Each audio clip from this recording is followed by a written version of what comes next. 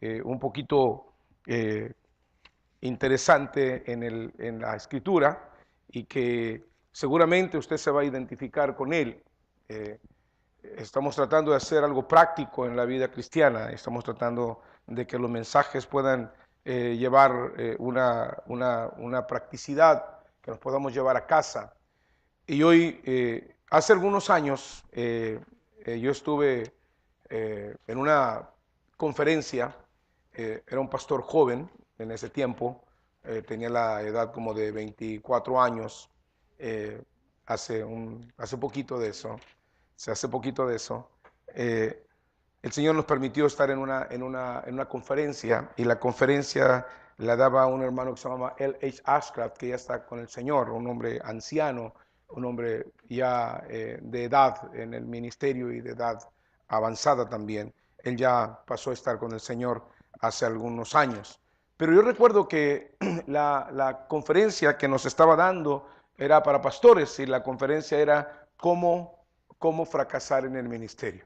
O sea, dijo, yo voy a darles voy a darles una conferencia, voy a darles instrucciones cómo fracasar en el ministerio. Y fue una de las conferencias que más impactó mi corazón, que más impactó mi vida. No voy a hablar de esa conferencia esta noche, perdón por el dulce, pero saben que ando con un poquito de problemas con mi garganta. Quiero que abran sus Biblias a Mateo capítulo 26, versículo 57, y vamos a ir trasladándonos en ese capítulo de la Biblia hasta el versículo 75. Yo quisiera hablar esta noche el proceso del fracaso espiritual. El proceso del fracaso espiritual. Muchos escuchamos de personas, oye, yo conocí a fulanito y de repente, o fíjate que yo me acuerdo que yo conocí a menganito y de repente. Y pensamos que eso es así. Pensamos que esto es de un momento a otro. Y realmente no es así. Yo nunca había sembrado nada, yo nunca había germinado nada, yo nunca había intentado sembrar nada en la vida en cuanto a árboles y todo eso. Me decían, tienes que tener un hijo, tienes que leer un libro y tienes que sembrar un árbol. Y pues tuve 3 hijos, escribí un libro, pero no había sembrado un árbol. Entonces, un día comí una fruta que se llama lichis, ¿te acuerdas? La comí y dije, oye, ¿y cómo será tener un arbolito de esos? Y me dicen, es muy difícil que germinen. Un día le pedí al hermano Tamé, le digo, hermano Tamé, ¿conoces esto? Y dijo, sí, ahí en la pulga hay bastantes. Y un día me trajo, me las comí, lavé bien las semillas y las puse a germinar. Y pasaron las semanas. ¿Cuánto hace que mes y medio? Bueno, pues ese día, el mismo día que me las comí, las sembré. Y apenas salió una ramita. Ya hasta me había olvidado. Ya hasta se me había olvidado de la semilla. Sino que dice mi esposa, mira. Y me quedé pensando en esto. Toda la vida tiene un proceso. Todo en la vida tiene un proceso. Y también el fracaso tiene un proceso. Nadie fracasa de la noche a la mañana. No hay negocio que fracase de la noche a la mañana. No hay matrimonio que fracase de la noche a la mañana. No hay vida que fracase de la noche a la mañana. Todo lleva un proceso. Y si nos podemos percatar en qué paso del proceso nos encontramos, entonces podemos librarla. Mire, hay varias citas antes de entrar al mensaje. Hay varias citas que quisiera compartir con ustedes. Miren 1 Corintios capítulo 10, versículo 12. 1 Corintios capítulo 10, 1 Corintios capítulo 10, versículo 12. 1 Corintios 10, 12. ¿Lo tiene? ¿Qué dice? Lo leemos juntos. 1 Corintios 10, 12. Voy a esperar a que usted lo tenga para que lo lea conmigo. Recuerde que aquí la autoridad es la palabra, no lo que dice el pastor, es lo que dice Dios en su palabra. 10, 12 dice, ¿lo tiene conmigo? Léalo conmigo. Dice, así que el que piensa estar firme, mire que no caiga. El apóstol Pablo está advirtiendo, el que piense estar firme, mire que no caiga. ¿Qué había dicho Pedro? Yo nunca te voy a dejar, yo nunca te voy a fallar, yo nunca voy a hacer esto. Todos los demás sí, pero yo no. ¿Se acuerda de eso? Bueno, Pablo lo aprendió, dijo, el que piense estar firme, mire que no caiga. Mire, el escritor a los Hebreos, un poquito más adelante, el libro de los Hebreos, el capítulo 2. Siempre que hablo del libro de los Hebreos me acuerdo de la hermana Tila. La hermana Tila decía los ebrios. Digo, no, no es Hebreos, los ebrios son otra cosa. Hebreos, capítulo número 2, versículo 1. ¿Lo tiene? Hebreos 2:1. Hebreos 2:1. Hebreos no está en el Antiguo Testamento, está en el Nuevo Testamento. No va a andarlo buscando en el Antiguo Testamento, porque es Hebreos. Hebreos 2:1. ¿Lo tiene? Hebreos 2:1. Léalo conmigo. Por tanto, es necesario que con más diligencia atendamos a las cosas que hemos oído, no sea que nos deslicemos. No sea que nos deslicemos. Resbalarnos, caer, fracasar. Pero no se queda ahí. En el capítulo 3 de ese mismo libro, el versículo 8, ¿lo tiene? Dice, no endurezcáis vuestros corazones como en la provocación en el día de la tentación del desierto, en el desierto. O sea, ten cuidado, o sea, no me provoques. Versículo 13, capítulo 3, versículo 13. ¿Lo tiene? Antes exhortaos los unos a los otros, ¿cuándo? ¿Cuándo? Cada día. ¿Por qué? Pues no sé, pero aquí dice, entre tanto que se dice, ¿cuándo? Hoy. Para que ninguno de vosotros, ¿qué cosa? Se endurezca, ¿por qué?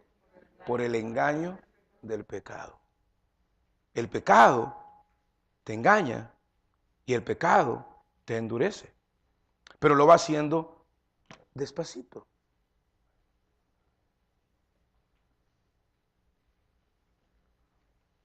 Cuando era joven, un predicador, un evangelista, fue a hacer una conferencia a jóvenes y entonces él hizo un ejercicio.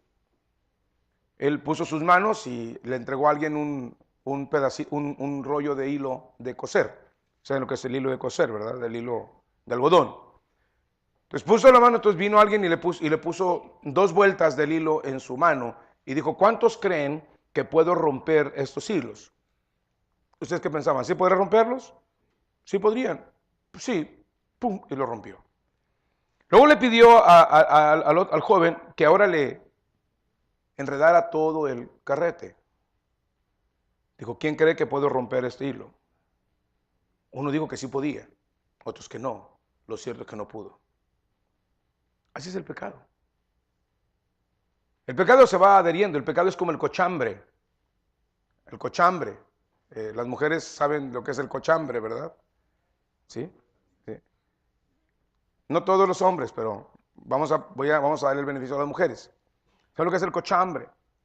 Y si no sabe lo que es el cochambre, si usted tiene una campana extractora en su estufa, vaya esta tarde, esta noche al salir del culto y por dentro, ¿verdad? Usted que limpia la campana, siempre muy bonita por fuera, métale la mano por dentro y sorpréndase.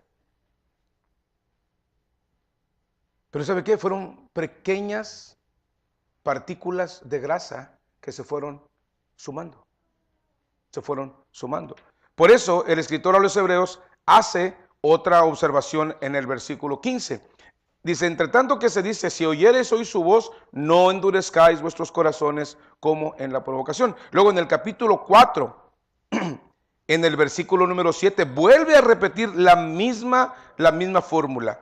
Otra vez determina un día, hoy, diciendo después de tanto tiempo, por medio de David, como se dijo, si oyereis hoy su voz, no endurezcáis vuestros corazones. El apóstol San Pablo pronunció una severa advertencia en 1 Corintios 10:12 y el escritor a los Hebreos lo advierte en por lo menos 4 ocasiones. Tengan cuidado con endurecerse, tengan cuidado con el engaño del pecado.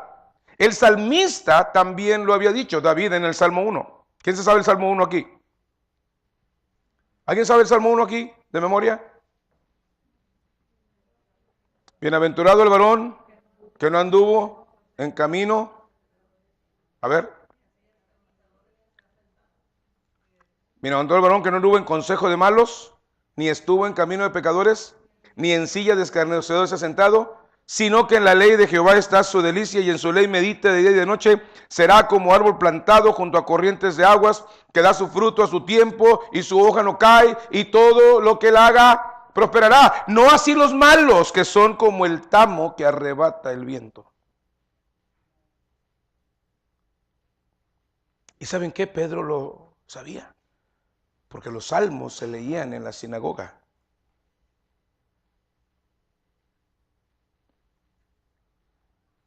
Pero también Pedro seguramente conocía la historia de Lot. ¿Alguien recuerda la historia de Lot? Allá en Génesis capítulo 13. A mí me gusta mucho la historia de Lot para ilustrar cómo nosotros nos vamos acercando al pecado, cómo nosotros nos vamos entrampando en el pecado. Empezamos despacito.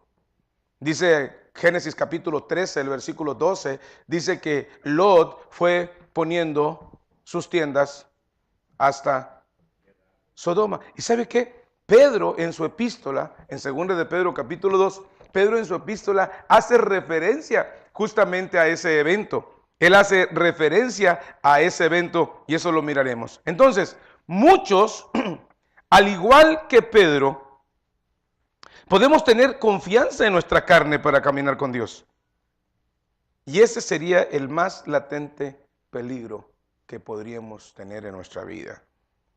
Muchas veces estamos dependiendo de nuestras fuerzas, estamos en los tiempos de la autosuperación, estamos en los tiempos donde tú puedes, el mundo está a tu alcance y el límite es el cielo. Y hemos caído en ese engaño de la autosuperación. Escuche, no estoy diciendo que no tengamos autosuficiencia, no estoy diciendo que no reconozcamos cuáles son las capacidades y virtudes que tenemos. Estoy diciendo que la dependencia para fructificar para Dios proviene del Espíritu Santo.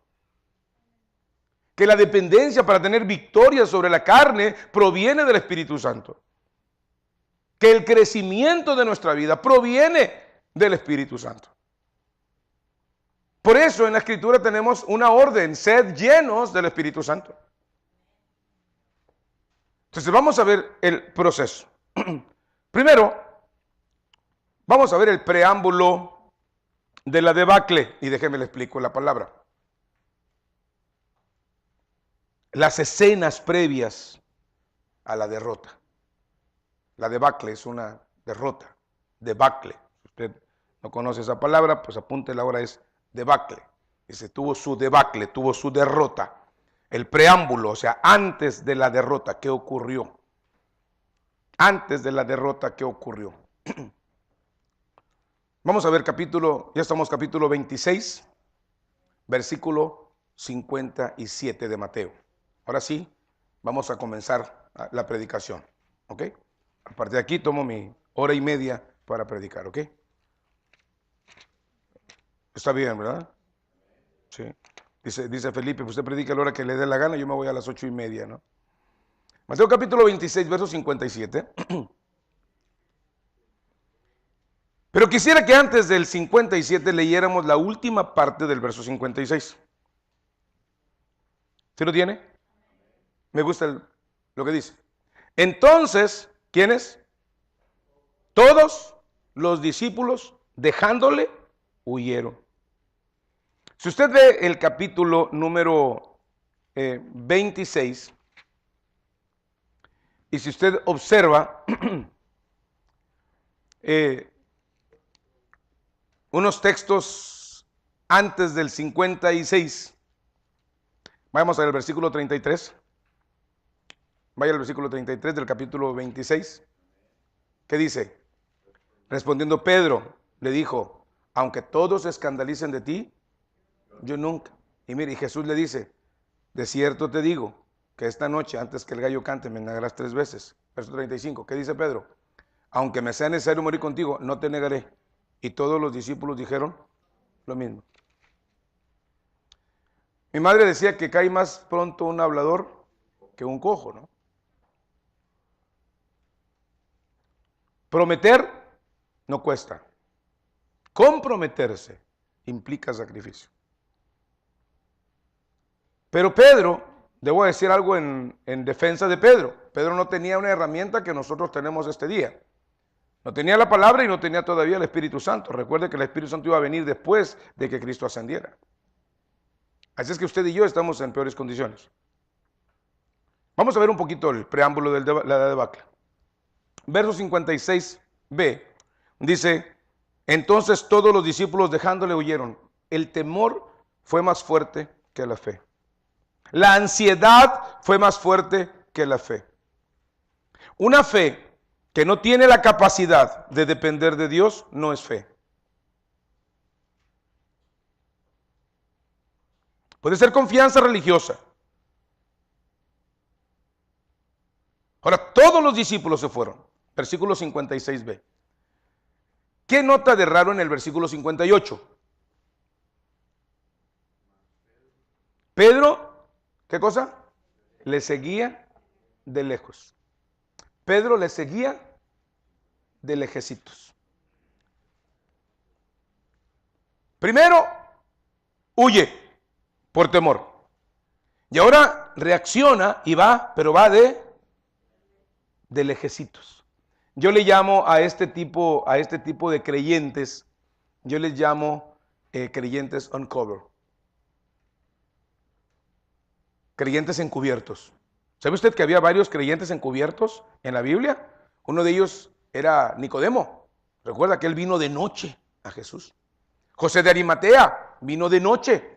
Y es hasta que Jesús es crucificado que ellos vienen a reclamar el cuerpo. Ahora se manifiestan. Ahora dejan de ser creyentes encubiertos a ser creyentes abiertos. Muchas veces nosotros tenemos un problema en nuestra vida. Tenemos una fe encubierta. Una vez un hermano estaba dando un testimonio en la iglesia y decía: hermano, doy gracias al Señor que tengo 5 años trabajando en la fábrica y nadie se ha dado cuenta que soy cristiano. Ese era un cristiano encubierto. ¿Quieres caminar en ambos mundos? Le seguía de lejos. Número 3, versículo 58b. Mas Pedro le seguía de lejos hasta el patio del sumo sacerdote y entrando, ¿qué hizo? Se sentó en los alguaciles para ver el fin. ¿Recuerda el Salmo 1? Bienaventurado el varón que no estuvo en consejo de malos, ni estuvo en camino de pecadores, ni qué, ni en silla de escarnecedores. ¿Y ahora qué está haciendo Pedro? Pedro está sentado. El sentimiento de fracaso te vuelve un apoyador de la injusticia. Primero te alejas un poquito, luego lo sigues de lejos. Vas siguiéndole, pero a cierta distancia para que no te correlacionen. Y después terminas poniéndote del lado del enemigo.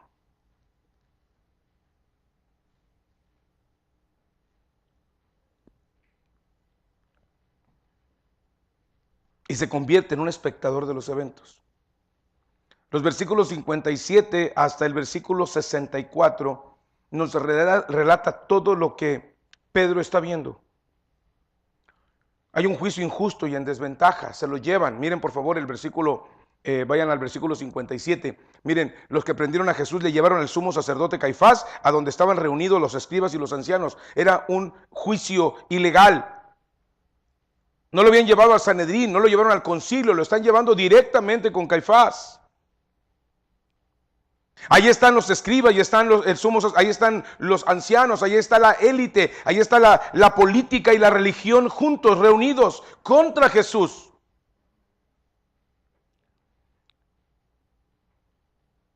El único propósito que tenían allí no era buscar justicia. Si usted observa un poquito en el versículo, mire por favor, en el versículo 59, ¿lo tiene? Un juicio ilegal que solamente buscaba matar, versículo 59. Y los principales sacerdotes y los ancianos y todo el concilio buscaban falso testimonio. ¿Para un qué? Falso testimonio, ¿para qué? Para entregarle a la muerte. O sea, no era justicia lo que se estaba buscando. Era un anhelo de matar a Jesús.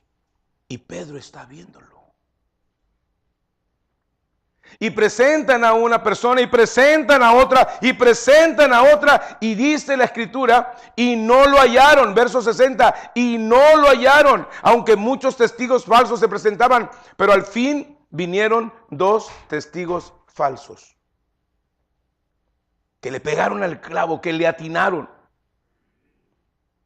a algo que podía utilizar el clero y la política. Nosotros le escuchamos decir que él iba a destruir este templo. Él no había hablado de ese templo, él había hablado del templo de su cuerpo. Él dijo, destruyan este templo y en 3 días lo restauraré. Él hablaba de su muerte, de su resurrección. Esto es de lo que él estaba hablando. Pero ellos dijeron, este hombre dijo que iba a destruir el templo. Y el templo para los judíos era lo que unía política y religiosamente a la sociedad. El templo de Herodes, el templo que antes era de Salomón, era el lugar más importante para la sociedad judía de su tiempo.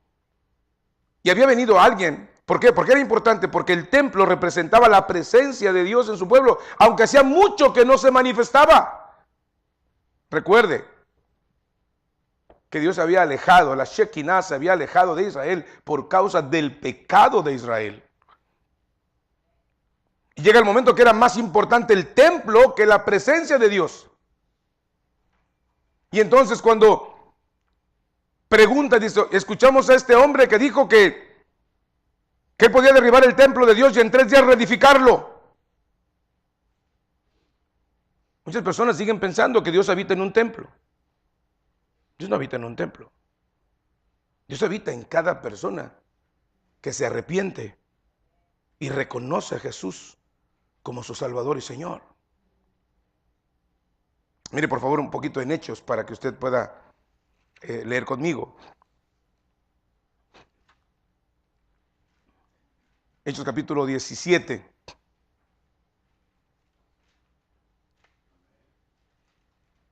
Versículo 22. Entonces Pablo, puesto en pie en medio del Areópago, dijo: varones atenienses, en todo observo que sois muy ¿qué? Religiosos. Dice, porque pasando y mirando vuestros santuarios, hallé también un altar en el cual estaba la inscripción: al Dios no conocido. Bueno, dice, al que vosotros adoráis pues sin conocerle, es a quien yo os anuncio. Note, el Dios que hizo el mundo y todas las cosas que en él hay, siendo Señor del cielo y de la tierra, ¿qué? No habita en templos hechos por manos humanas, ni es honrado por manos de hombres como si necesitase de algo, pues él es quien da a todos vida y aliento y todas las cosas.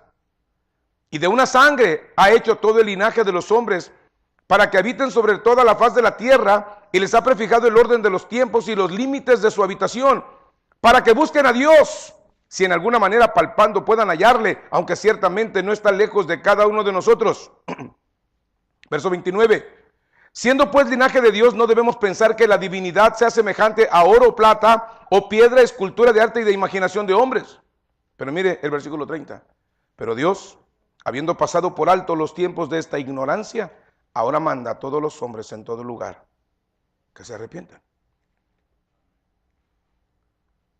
La forma como Dios hace su templo es cuando una persona reconoce su pecado, se arrepiente y pone su confianza en la obra de Jesús, en las promesas de Jesús y en la muerte y resurrección de Cristo. Cuando una persona en un acto de fe viene al Señor y dice: Señor, reconozco mi pecado, me arrepiento, creo que tú eres Dios, creo que tú moriste y pagaste por mí en la cruz, Señor, te recibo en mi corazón. En ese momento es un hijo de Dios. Eso dice Juan capítulo 1, verso 12. Mas a todos los que le creyeron les dio potestad de ser hechos hijos de Dios. En Mateo 26 Jesús hace una declaración que debía de haber movido el corazón de Pedro, que estaba afuera oyendo y viendo lo que estaba ocurriendo. Pero ni aun eso pudo moverle. Note la declaración de Jesús. Dice el versículo 63, mas Jesús callaba. Entonces el sumo sacerdote le dijo: te conjuro por el Dios viviente que nos digas si tú eres el Cristo, el Hijo de Dios. Y Jesús le dice: tú lo has dicho. Y no solo eso. Dice: y además os digo que desde ahora veréis al Hijo del Hombre sentado a la diestra del poder de Dios y viniendo en las nubes del cielo. Pero el temor estaba en el corazón de Pedro y no le permitía ver.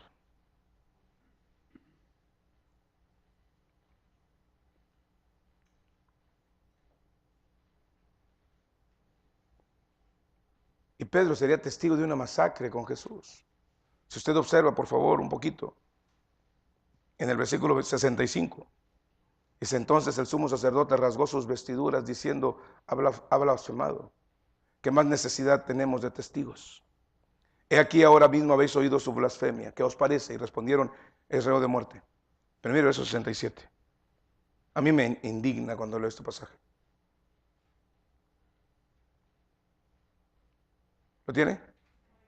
Entonces le escupieron. Lo peor que le podían hacer a un judío, y lo peor que le pueden hacer a un judío en ese tiempo, es escupirle el rostro. Es una señal de deshonra. Dice: le escupieron en el rostro, le dieron de puñetazos y otros le bofeteaban. Pero algo más, se burlaban de él, versículo 68, diciendo: profetízanos, Cristo, ¿quién es el que te golpeó? ¿Y sus amigos? ¿Y sus discípulos? ¿Y Pedro? Vamos al fracaso. El pasaje refiere lo siguiente, versículo número 69. ¿Lo tiene? Pedro estaba sentado fuera en el patio. Él está viendo todo, toda aquella escena. Y aquí viene el fracaso. Y mire, vamos a detenernos un poquito, porque en este momento estoy diciendo: wow, qué tremendo Pedro. De veras. Tenía vergüenza Pedro. ¿Verdad que sí? ¿Verdad que sí? Sí. No. Pedro. Qué pocos pantalones de Pedro. ¿Y sabe qué está diciendo usted? Yo no haría eso. Yo no. Aguas, eso mismo estaba diciendo Pedro unas horas antes. Aquí viene el fracaso. Está Pedro en el patio. Había llegado al patio probablemente por un amigo, eso dice Juan capítulo 18, verso 6. Un amigo le había dado acceso a la entrada del pontífice, a la entrada de Caifás. Si quiere verlo, está por allá en Juan 18, 6, si quiere ponerlo ahí como una nota. Pero nota el versículo número 69. Pedro estaba sentado fuera en el patio y se le acercó una criada diciendo: tú también estabas con Jesús el Galileo.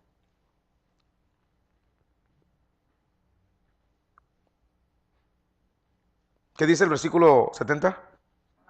Mas él negó delante de todos diciendo: I don't know.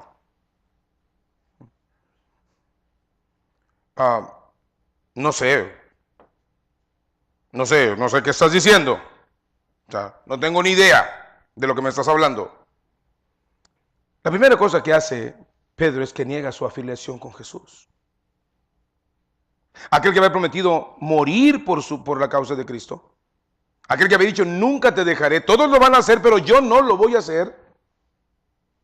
Ahora dice: no lo conozco, no sé de qué me estás hablando, no sé a qué te refieres. Y se levanta y se sale. Es lo que dice, mire por favor, el versículo número 70. Mas él negó delante de todos diciendo: no sé lo que dices. Saliendo él a la puerta, le vio otra criada y dijo a los que estaban allí: también estaba con Jesús el Nazareno. Segunda parte. Primero niega su afiliación, segundo se avergüenza al grado de jurar. Note lo que dice: pero él negó otra vez con juramento: no conozco al hombre. Olvidó la ley del reino. No solamente olvidó al rey, sino olvidó la ley del reino. No solamente olvidó a Jesús, sino olvidó la enseñanza de Jesús en Mateo capítulo 5, verso 34. No juréis. Sea vuestro sí, sí o vuestro no, no. Porque lo que es de más, de mal procede.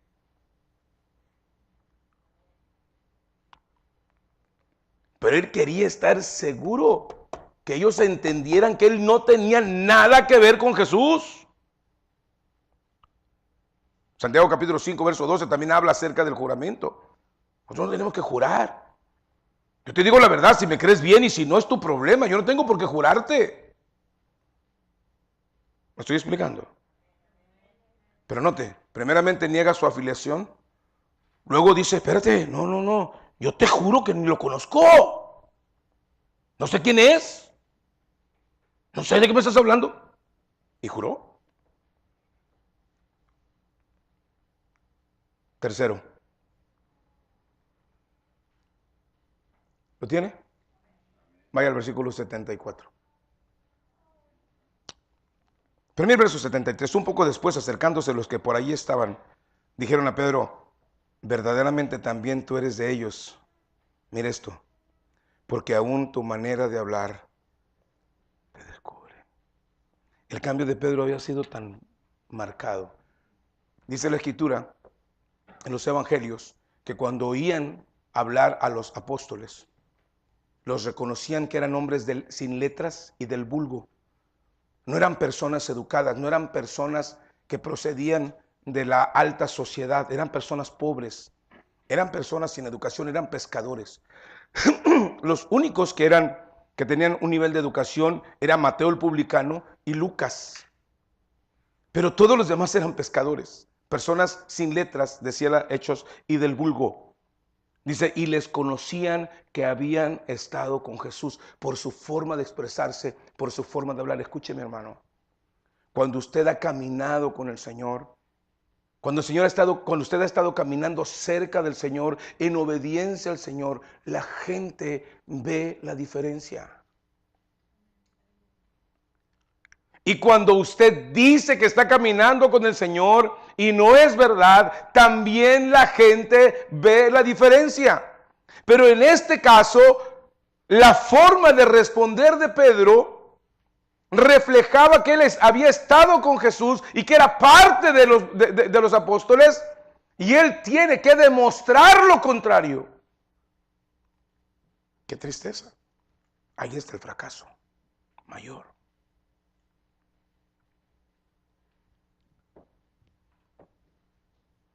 Note lo que hace.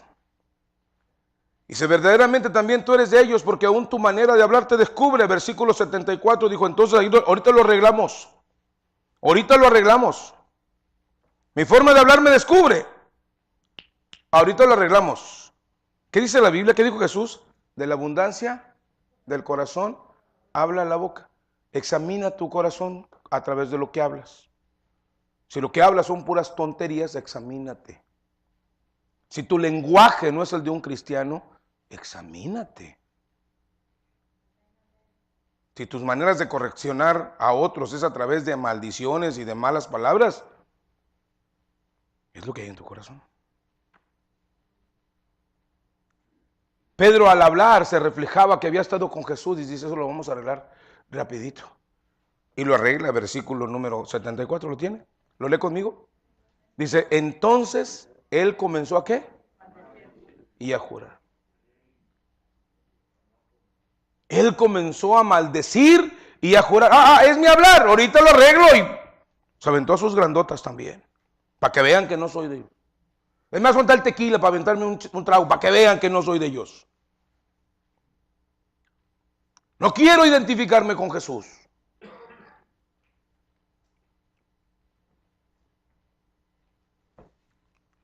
Y en ese momento canta el gallo. Y lo escucha Pedro. Y se acuerda. ¿Pero dónde comenzó? Cuando lo dejó. Cuando lo iba siguiendo de lejos. Cuando se sentó con sus amigos a observar la injusticia que se cometía. Y cuando es confrontado con su testimonio, cuando es confrontado con su fe, él la niega absolutamente.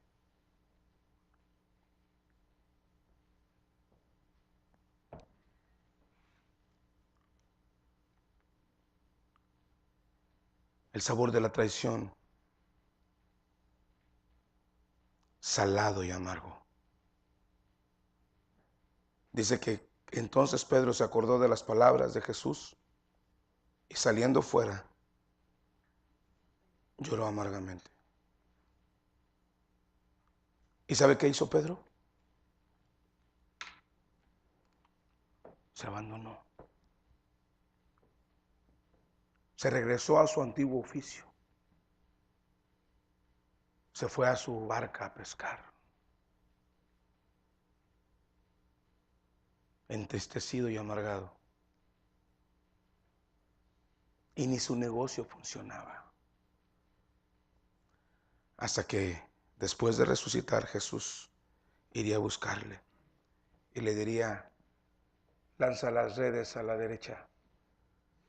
Hemos pescado toda la noche. Lanza las redes a la derecha. Y las lanzaría y casi se les hundía el barco de tanta pesca. Y entonces reconoció que era el Señor. Y entonces vino a él. Y Jesús le dice: Pedro, ¿me amas? Pedro, ¿me amas más que estos? Pedro, ¿me amas? Y entonces Pedro regresó.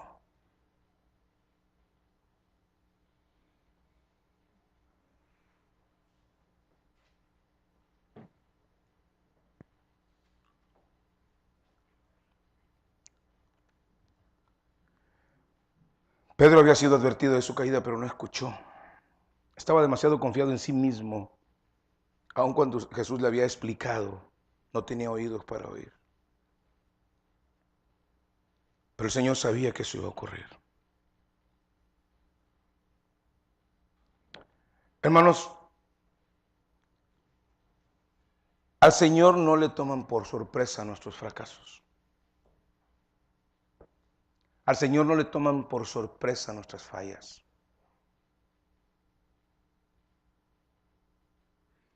En el presupuesto de Dios ya estaban esas fallas.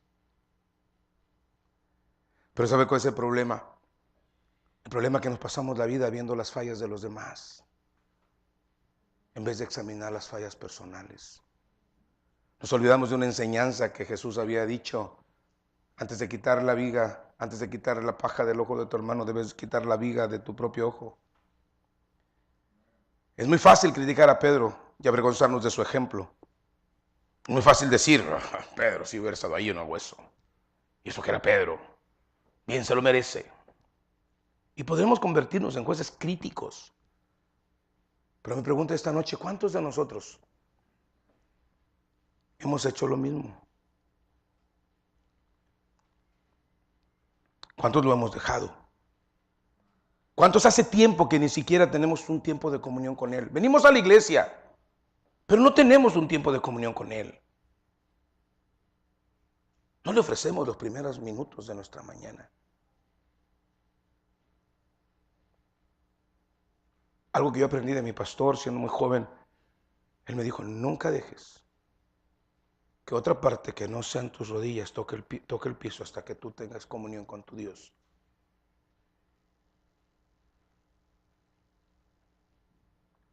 Y desde entonces ha sido una práctica en mi vida. Lo primero que toca el piso cada mañana en mis rodillas para pasar tiempo con Dios. Porque Él dijo: velad y orad para que no entréis. ¿Cuál es tu tentación?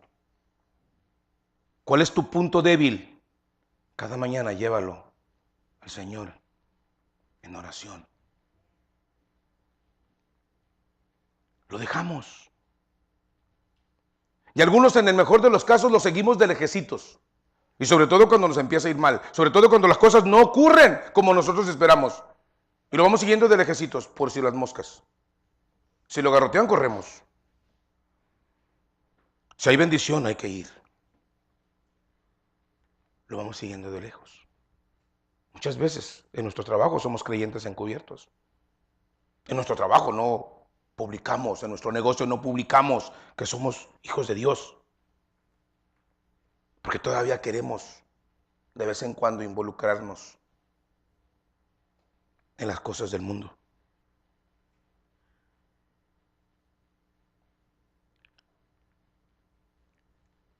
Y llegamos y nos sentamos con ellos.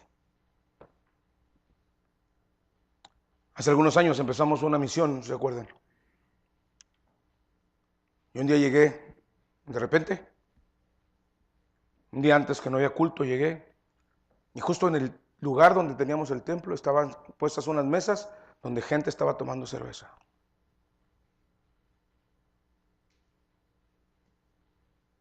Pero no más. No podemos tener un pie en un lado y un pie en el otro. O caminamos con Dios o caminamos con el diablo. Pero no podemos ir con un pie en una parte y con el otro. Si el amor del mundo, si alguno ama al mundo, el amor del Padre no está en él. Y a veces lo vemos como pequeños defectitos o pequeños detallitos. No. Escuche bien esto. Jesús dice, el que no es conmigo, es contra mí. O sea, con Dios no hay medias cosas. ¿Caminamos con el Señor o no caminamos con el Señor? Alguien dice, ¿eso es radicalismo, pastor? Bueno, miren Marcos 8:34. ¿Qué dice Marcos 8:34? Más así rapidito, ya nos vamos. Marcos 8:34. Ya estoy en la conclusión, ya estoy en la aplicación del mensaje. Marcos 8:34. Ya ve que a veces me equivoco.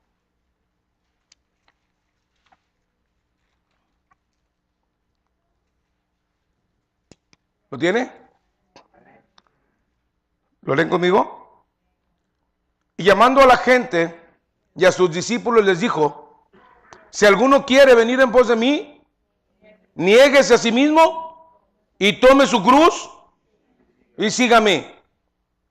Versículo 35. Porque todo el que quiera salvar su vida la perderá, y todo el que pierda su vida por causa de mí del evangelio la salvará. Porque ¿qué aprovechará al hombre si ganar todo el mundo y pierde su alma? ¿O qué recompensa dará el hombre por su alma? Porque el que se avergonzare de mí y de mis palabras en esta generación adúltera y pecadora, el Hijo del Hombre se avergonzará también de él cuando venga en la gloria de su Padre con los santos ángeles.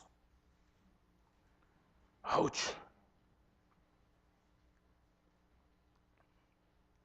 ¿No es eso radicalismo?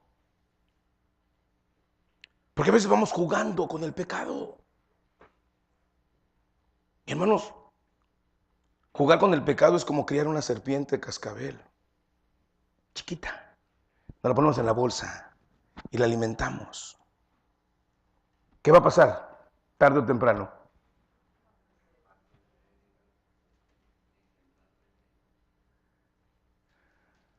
Negamos abiertamente que somos hijos de Dios. Y cuando es necesario, hasta con hechos lo demostramos. Como Pedro. No. Yo voy a la iglesia porque me lleva mi mamá. Yo voy a la iglesia porque me lleva mi esposa. Yo voy a la iglesia porque me llevan mis hijos. O sea, ahí voy nomás, pero no. O sea, yo voy. Ahí voy. Tenemos miedo de identificarnos. Si va a haber algo que nos enorgullezca a nosotros es ser hijos y siervos de Dios. Ese es el más alto orgullo. Ese debe de ser el más alto orgullo.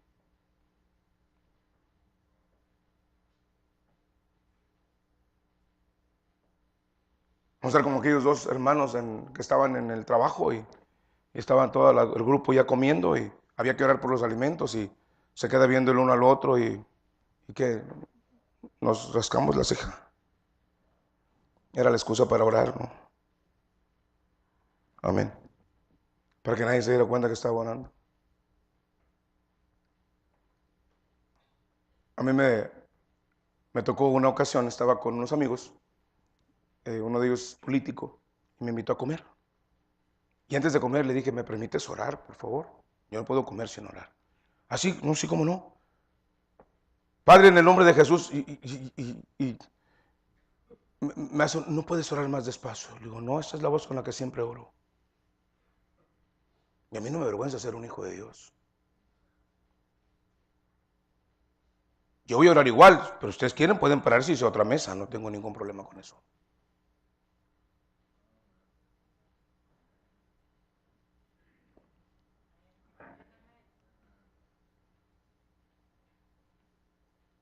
Pedro, ¿cómo pretendemos tener el fruto del Espíritu Santo en nuestras vidas? Porque Pedro por lo menos tenía esa excusa, él no tenía el Espíritu Santo todavía, y usted sí lo tiene. Creo que hoy como Elías tendríamos que decir en este tiempo moderno, en un tiempo donde la iglesia se ha modernizado tanto, tendríamos que decir como Elías, decidan a quién van a servir. Si a los dioses a quienes sirvieron sus padres o al todopoderoso Dios que servimos ahora. Pero es una cuestión de decisión, de caminar con Él. Me resuelva o no el problema, me sane o no me sane, me quite las broncas o no me quite las broncas. Yo voy a caminar con el Señor porque Él lo merece. ¿Y sabe qué? Dice la Biblia que cuando tú quieras lo que Dios quiera, Él te dará lo que quieres. Es lo que significa Salmo 37:4. Deleítate a sí mismo en Jehová y Él te concederá las peticiones de tu corazón. Él es el que vuelve el corazón de los padres a los hijos, de los hijos a los padres. Es el que lo hace, pero que lo busquemos a Él, por Él, no por lo que nos puede dar. Porque ¿sabe qué pasa? Y lo digo para todos, y lo digo para Felipe, y lo digo para Baldo, y lo digo para cada uno de nosotros. Cuando nosotros buscamos a Dios por el problema que tenemos, cuando resolvemos el problema, ¿qué hacemos? Nos olvidamos de Dios. Pero cuando yo busco a Dios, por Dios, a mí no me importa si me resuelves o no el problema. Es más, el otro día me preguntó alguien, ¿tú seguirías a Cristo aunque te fueras al infierno? Le digo, sí.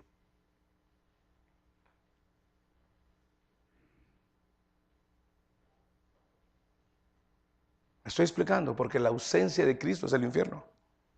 Y si yo estoy con Cristo, no puede haber infierno. Todos tenemos situaciones en la vida que nos mueven a alejarnos de Dios. Pensemos esta noche, ¿en qué stage, en qué faceta, en qué paso del proceso estás tú?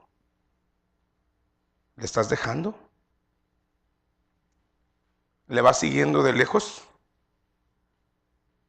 ¿Ya estás sentado con el mundo observando? ¿O ya le estás negando y demostrándole al mundo que tú no eres un hijo de Dios?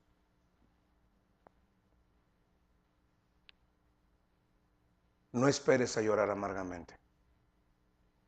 Detente y regresa. Y dile, Señor, perdón. Busque tus bendiciones y no a ti. No busque la bendición de Dios, busque al Dios de las bendiciones. Son cosas muy diferentes. Es como cuando tu esposa te busca nada más porque traes cheque. ¿Te gusta? Había un niño, y con eso termino, había un niño cerca de casa. Entonces el niño estaba Obed chiquito y él le decía, ¿está Obed? Entonces yo le abría la puerta, esas puertas con mosquitero. Y él entraba, y Obed sentado ahí a un lado, y me miraba Obed, se iba derechito al cajón de los juguetes de Obed. Y se ponía a jugar con los juguetes de Obed. Y mi esposa le molestaba y dice, mira, él no viene a jugar con Obed. Digo, es un niño, pero ¿cuántas veces nosotros somos así con Dios? Empecemos a corregir nuestra dirección, nuestro rumbo. Si usted no tiene a Cristo en su corazón, recíbele como su Salvador. Reconózcalo como Señor de su vida y sígalo. No importa lo que pase. Y déjele a Dios los resultados. Le puedo asegurar que serán mejores que los que tiene ahorita. Se lo puedo asegurar. Pues de pie vamos a orar.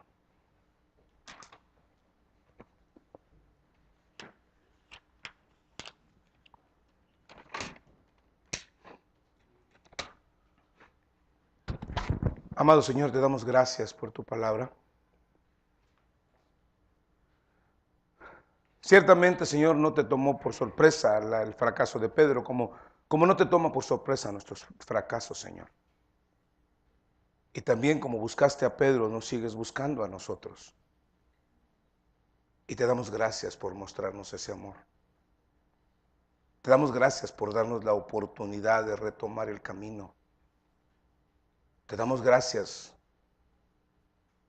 porque no nos dejas. Esta noche, Padre, que tu palabra pueda abrirse paso en el corazón de cada uno de nosotros y que podamos ver, Señor, en qué fase estamos. Si estamos caminando contigo sin importarnos absolutamente nada, o si estamos alejándonos, siguiéndote de lejos o quizá ya negándote. Señor, toma nuestro corazón esta noche. Quebranta nuestra vida, Padre. Así con su rostro inclinado, sus ojos cerrados un momento. Quizás esta noche Dios ha hablado en algún área de tu vida y tú dices, pastor, hoy habló Dios en mi corazón y yo estoy haciendo decisión ahorita de consagrarme con el Señor. Quizás he estado lejos, quizás me he estado alejando, quizás voy siguiendo lo de lejecitos.